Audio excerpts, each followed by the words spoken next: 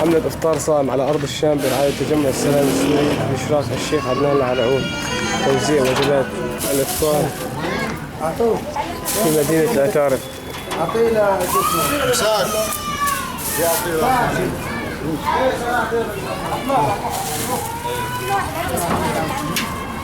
خلاص مين خلوة اللي بتعمل بالشاء لا هون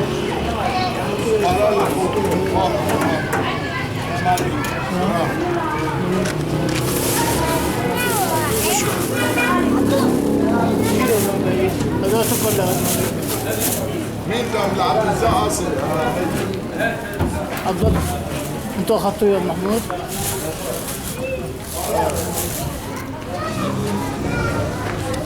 واحد